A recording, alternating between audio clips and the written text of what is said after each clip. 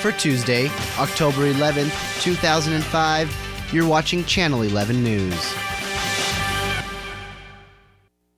Good evening, everybody, and welcome to Channel 11 News. I'm Josh Egbert. And I'm Rach Regalado. Thanks for joining us tonight. Police took action yesterday when a Fort Collins suspect refused to cooperate. A man is in custody tonight following an 8-hour standoff with Fort Collins police yesterday. Residents of the southeast Fort Collins neighborhood were kept inside their homes as police tried to force the burglary suspect out of his home. Police and the SWAT team tried for nearly 8 hours to flush A.J. Paul from his home on Villanova Court. Paul failed to appear yesterday at a scheduled court hearing where he faced 2 counts of second-degree burglary from a home invasion last August. When Paul refused to leave his home, several flash grenades were used to force him out. Finally, tear gas was used and Paul left the basement bedroom where he was hiding. The nearby elementary school was kept on lockdown during the incident. One neighbor told Channel 11 she hoped no one would be hurt. Just thank God we're okay. That's the main thing. So, and everybody else, and I hope no one was hurt. As far as I know, they weren't, so.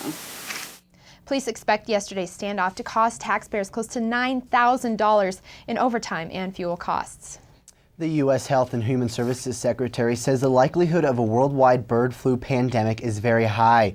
But what can we do to prepare for such a crisis, and how can we protect ourselves from becoming a victim? Larimer County Health Department Coordinator Adrienne LaBailey says there are simple things you can do to help yourself from getting the bird flu. LaBailey says wash your hands frequently, wash them several times and after you have had contact with anyone. She says avoid people who are sick, and she adds if you are sick, don't go to work. We often expose others without meaning to. What we can't predict is when, and we can't predict how severe it is. But I think we've learned from disasters like Hurricane Katrina that it's really important to prepare for the worst. LaBailey says we can prepare for any disaster, including a pandemic, by having at least 90 days worth of food and water supply throughout the year. If you use something from that supply, just restock it every time you go to the grocery store. Now make sure you turn in on Thursday, where we'll take a complete look at what the bird flu is, how it is transmitted, and how serious the chance for a worldwide pandemic actually is. This is the season for storms, and yet another natural disaster has struck. An earthquake shook South Asia Saturday morning, killing over 40,000. The 7.6 magnitude earthquake shook regions in South Asia from central Afghanistan to western Bangladesh. This is the largest earthquake to hit the region in recorded history. Pakistan native Majid Khan says his family is safe, but his home has been flattened. He says he hopes Americans will continue to be as generous with aid during this natural disaster. And it has destroyed homes, people have lost their businesses, people have lost their loved ones.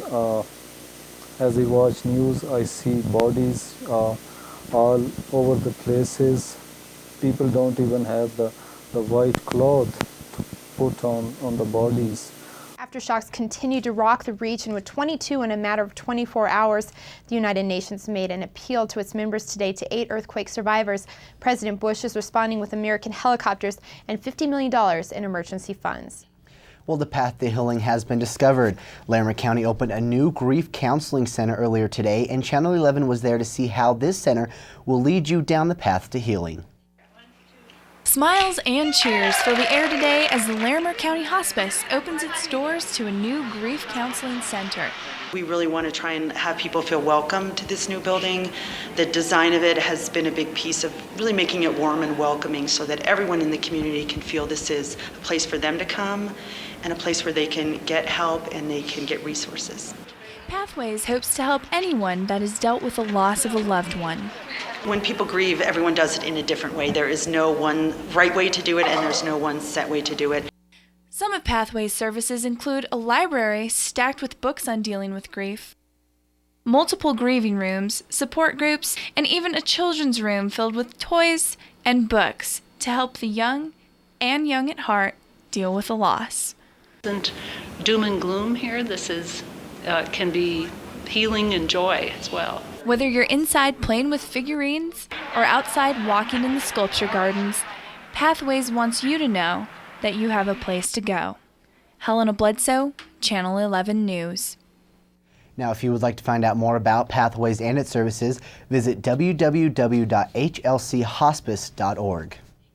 Avoid the north side of the Laurie Student Center as much as possible for the next year while construction is underway on a new transit center. Students walking on the north side of the Student Center may have to take a detour around construction until next year when the new addition is expected to be completed. The center will add about 14,000 square feet to the LSC, providing space for a new transport lobby and information desk. Students will also have a warm place to wait for buses. The Director of Operations for the Student Center explains where the money for the $5 million price tag will come from. The funding for this project is coming strictly from the Federal Transportation Agency. They're the federal agency that's going to be paying for this bill.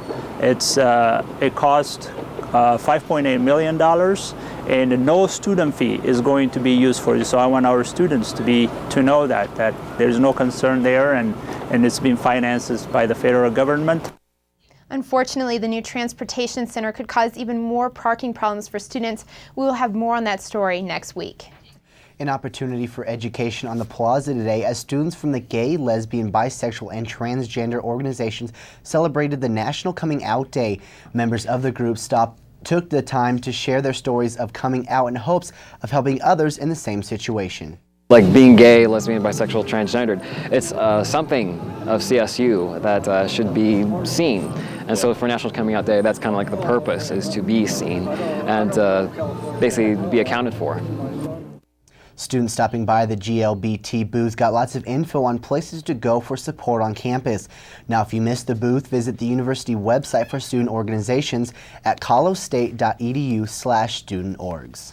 We never know what the weather's going to be like in Colorado, and it certainly has been interesting this week. Coming up, we'll tell you whether you're going to need a winter coat or a pair of sandals for tomorrow's weather. And our reporters were there for all the homecoming action last weekend. Stay with us. We'll be right back. Watching Channel 11 News with Rachel Regalado, Josh Egbert, Todd Metcalf, Sports, and Emily Rogers, Entertainment. This is Channel 11 News. Hello, I'm Dexter Yarbrough, Chief of Police of the Colorado State University Police Department. The CSU PD is a full-service law enforcement agency devoted to the welfare of the university community. We work hand-in-hand with our students, faculty, and staff to promote the educational and occupational experiences of all.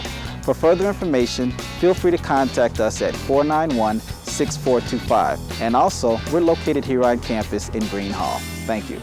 The verdict regarding the future of the Sigma Pi fraternity house that Samantha Stevens' body was found in was released earlier. 6 people were arrested in conjunction with this weekend's riots. 3 CSU students were arrested for Friday night's riot.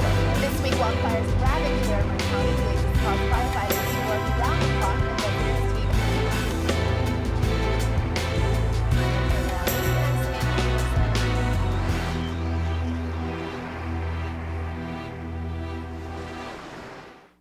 The Career Center, located in Ammons Hall on campus, is your best source for job search assistance, offering services ranging from employer information sessions to on-campus interviews. The Career Center will work with you to find the job of your dreams. Helping every level of student, the Career Center has resources including a new cyber cafe, individualized career counseling, resume advice, internship assistance, and interview skill training, all to get you on the right job path. Start finding the job you want right now. Visit the Career Center, located in Ammons Hall on the CSU Oval.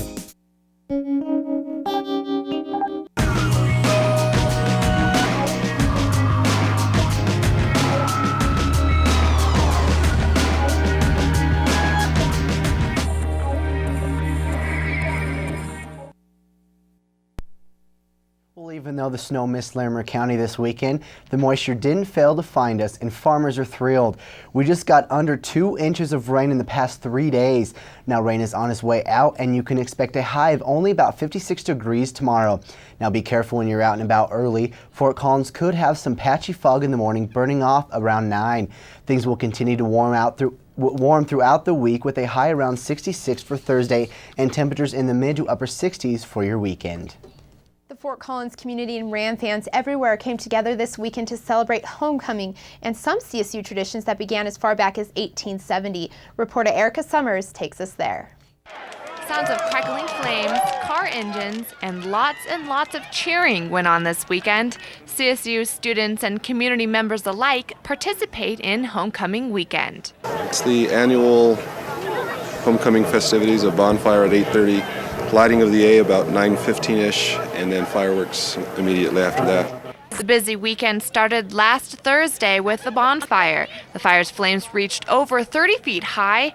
Firefighters and police monitored the bonfire and helped with crowd control. We're anticipating maximum of about 500 people. Once the fire gets going, then I think the students in the halls are there just walking around, see it, and come over. But there's some community members. CSU homecoming events are not just for the students. For the second year in a row, homecoming festivities are combined with family weekend events and allow for reunions and community members to participate. Erica Summers, Channel 11 News. Stay tuned to Channel 11 News. Coming up in entertainment, photojournalist Doug Starkey gives us a closer look at the homecoming parade. Well, looking for a way to better understand the challenges of diversity at CSU? Well, it's time again for the annual Student of Color Retreat. Student Leadership and Civic Engagement offices organized the retreat with help from other university advocacy offices. The purpose of the retreat is to give students of color a chance to talk about the issues and challenges they face at CSU. It's a great opportunity for them to network across different racial and ethnic boundaries, and to have students of color in one room talking about their issues and their commonalities and their differences, and hoping that we can create something really positive from that conversation and dialogue. If you are interested in attending any of the retreat, you can pick up a registration form at any of the university advocacy offices. The deadline is 5 p.m. Friday, October 21st. The retreat is scheduled for Friday, October 29th in the Laurie Student Center. For more information, you can call the Black Student Services at 491-5781. Social justice and peacemaking are among topics of conversation at CSU. The Department of Social Services is leading a fall forum tomorrow in the LSC to help educate students about the issues and lead productive discussions. The thing is, I hope people will realize that there are legitimate alternatives to the use of violence and aggression and so forth. And second, I hope they become motivated to explore those options more through the many training programs that the community and CSU has to offer.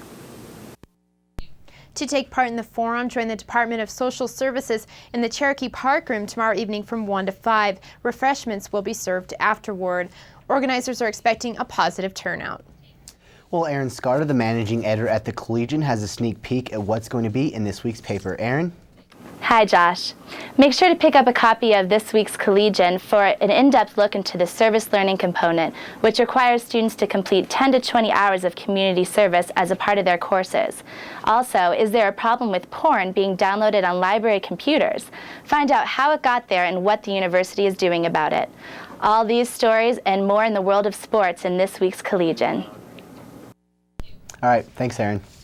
Well, Todd now joins us in sports. So, Todd, homecoming weekend, it's always an exciting weekend, but I hear the football game was extra special this weekend. That it was. I think my voice actually still kind of hurts from Saturday's game. And, I actually heard a lot of people coming out of the stadium saying it's probably one of the best games they've ever attended here at CSU. So, when we come back, I'll have more on Ram football and the rest of CSU sports when we return. Stick around.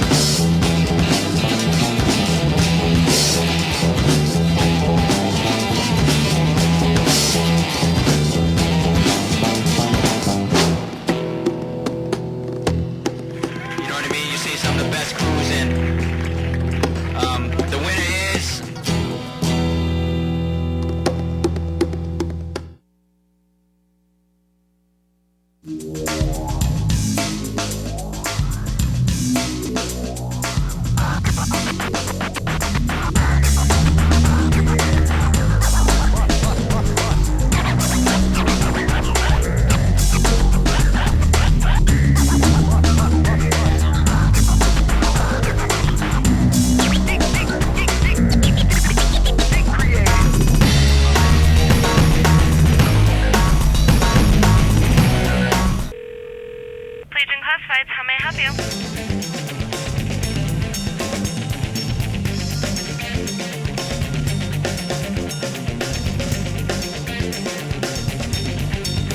Place it, find it, buy it, sell it, rent it.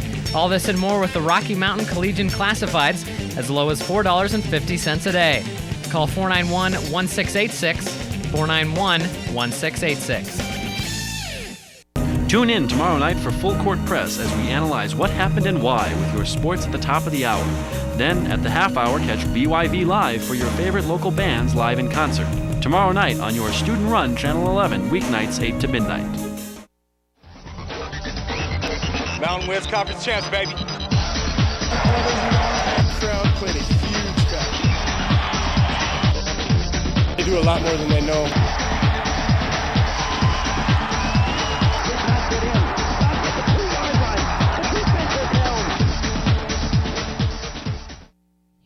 Sonny's house on Saturday was packed, and the 12th largest crowd in Hughes Stadium history was going wild, and it was nonstop mayhem.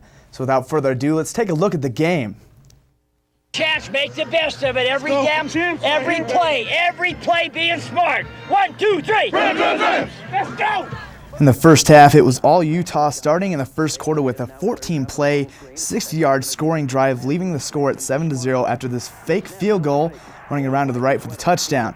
But later on, in the second quarter, Kevin Mark would put one up and in to make the score 7-3 going into the half.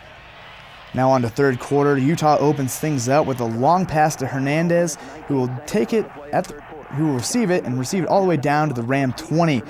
The Utah wouldn't waste too much time though. They'd get a quick pass off to number 26, Derek Richards, who's in for the touchdown, and now the score is 14-3 Utah.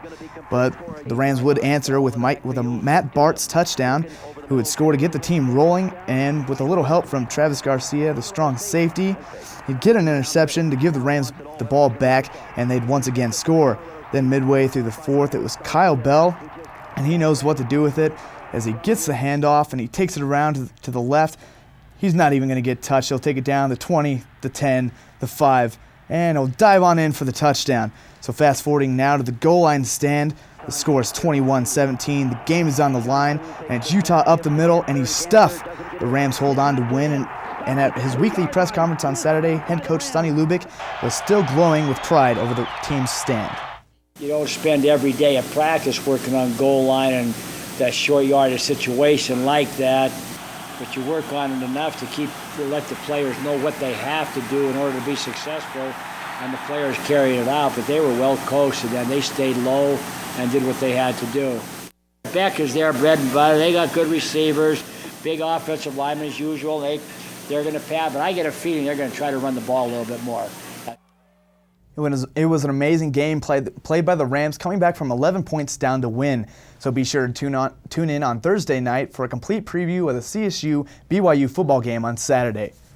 Well, the Ram volleyball team had a full schedule with 2 matches this weekend, and after winning 8 games in a row, they were ready to take on number 16 in the nation, BYU.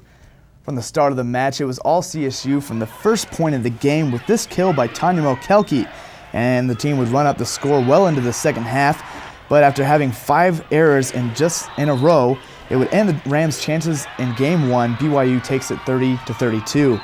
To Game 2, where the Rams would feel the wrath of the Cougar bite, getting behind early to find themselves chasing a 4-point deficit all game.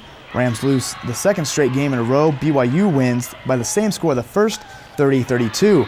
So let's hope now that the Cougars don't happen to whip out their big broomstick for the sweep in 3 games. So the Rams come out blazing with a kill by Casey Bauer, making it 7-3. So fans might as well whip out the brooms, like I said earlier, because the Rams just got swept. CSU's Tess Rogers recorded a team-high 13 kills for the match, with junior libero Catherine Whitney backing her with 14 digs. BYU outside hitter Chelsea Goodman had 14 kills and a double-double, leading the Cougars. On Sunday, another Mountain West rival came to Moby Arena to join in the homecoming madness in front of a nationally televised audience on CSTV. The Lady Rams refused to give up through the entire 5-game match, making it a fight to the finish.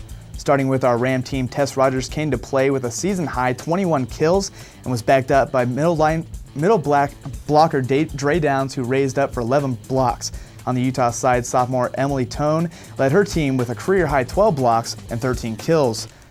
Rams win 3-2, turning the Mountain West record into 4-1 and an overall record of 10-4. Altogether, it was a productive weekend for the Rams. The team now has a full week of practice left before heading to Texas to face the Big 12 Conference Red Raiders. In club sports, it was lacrosse hosting their fall invitational on Saturday during the homecoming parade. About 50 fans were able to show up for the CSU Invitational Tournament. CSU Green began the day for the Rams by playing Spot, a club team from Denver, despite the Rams leading their game 2-1. Spot rallied the rest of the game to make it 2-2, and minutes later Spot scores one again to gain the lead that the Rams needed to perform their best to overcome. But with missed opportunities throughout the end of the second half, the Rams were ultimately defeated 5-2. When the day came to an end, CSU Green won its other match against Genesis 6-4, and CSU Gold defeated another club teams from UNC and DU, and their only loss came against none other than CU 4-5. Well, Todd, it seems like it was an exciting weekend full of great games. Yes, it was, and I'm thoroughly exhausted. All right, thanks for the updates. It sounded like you had a great time. You're welcome. Well, stay tuned for entertainment because Emily will tell you where the explosion was this weekend. We'll be right back.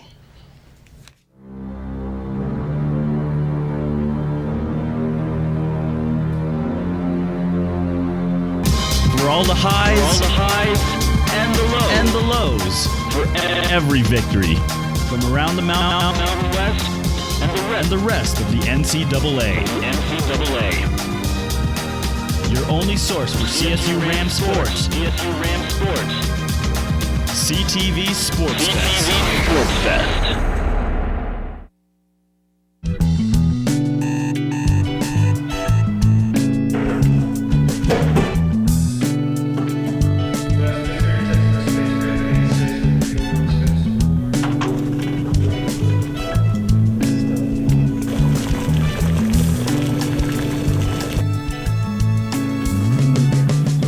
Things in your life that define your world, isn't it time you had a channel? Your student-run Channel 11, weeknights from 8 to midnight. The Laurie Student Center is the place to be. It's the place for taking care of business and the place to buy and sell textbooks.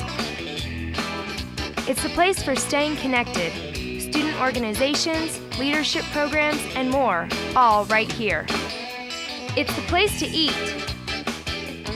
It's the place for entertainment. There's always something happening at the LSC. Movies, art exhibits, and special performances. Check it out online.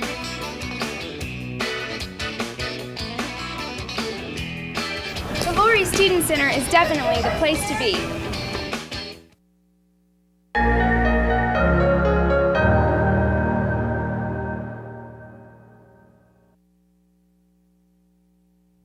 I hope you weren't trying to sleep in on Saturday because there was a lot of ruckus outside, and it was all because of the homecoming parade. Photographer Doug Starkey and I got a glimpse at the action as it floated by.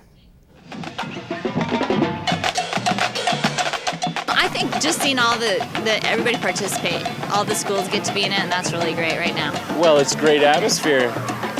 Everybody's really spirited. It's nice. I think everybody should come out to this every year. My kids love it, I love it, we come every year. I grew up here, so this is, other than because it was now community homecoming, so it makes it a lot more worthwhile to come here. It's pretty cool to have everybody get together like this in the community.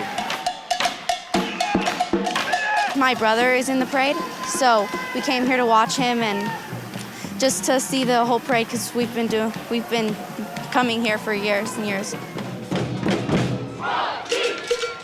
Well, I've come almost every year since this has been going on, and I've been in Fort Collins since '71, so however many years they've had the parade, I've been here. It gets better every year. If you missed the rat-a-tat drums and the big brass bass, don't worry because the celebration will be back next year. And there was an explosion this weekend. Yes, that's right. It was Black Student Alliance's hip-hop explosion, and reporter Alma Arthur Ozma has the scoop on the show. 5 sororities and 1 fraternity came together Saturday night to compete for glory and money at the 11th annual Hip Hop Explosion.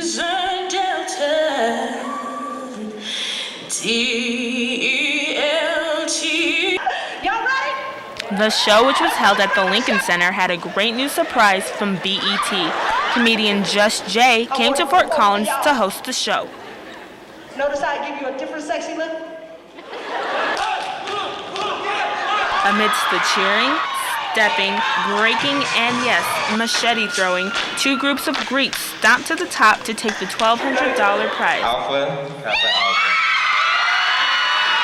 We came to a competition that was filled with 5 other talented sororities, and we're very proud of the hard work that everybody put in. It was a great competition, and we're very happy about the win. Ski-wee! We feel very good. Our fraternity, our chapter at Oklahoma State University has performed in a competition step show since 1997, and we're glad to be back.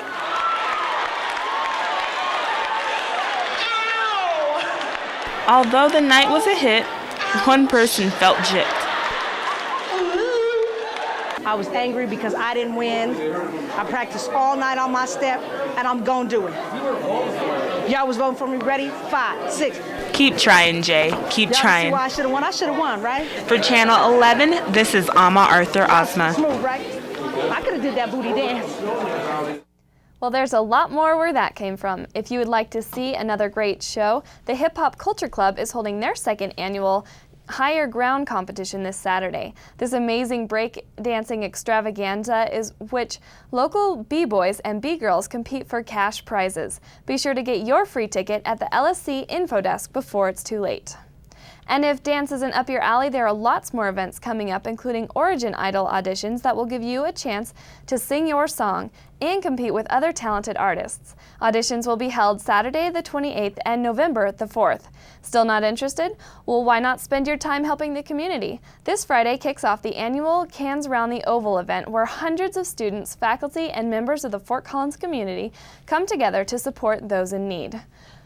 And Josh, I don't know about you, but I am so excited about Cans Around the Oval because last year they raised over 180,000 pounds for the Larimer County. Well, you know, it's really nice when the whole community of CSU comes together and provides all this great food for everybody. Right, it's such a great tradition. All right, thanks, Emily. Stay with us, we'll be right back.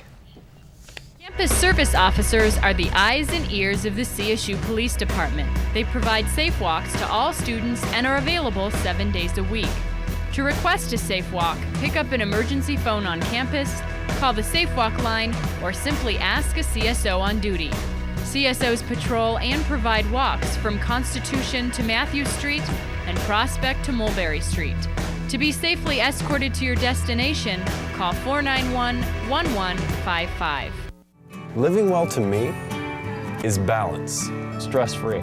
Being active, you know, you get fit, energized, you're happy about life. Family is stability. To manage my time, my personal life, my school life, my work life. Living well is all about moderation. Happiness. Friends. They can help you when you're not having a good time, and they're there for you in the good times too. Not worried about your perception, more worried about what your actions do and who you are.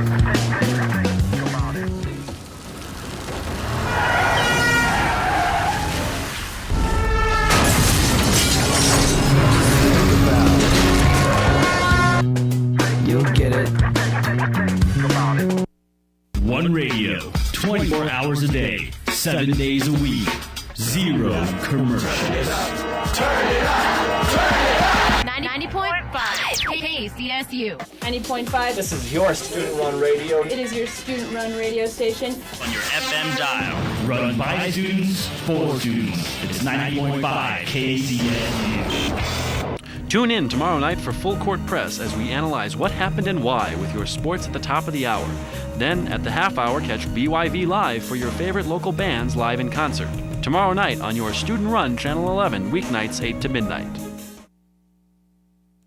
Thanks for joining us tonight. Be sure to tune in every Tuesday and Thursday for all your latest news, sports, and entertainment. Good night, everybody. Good night.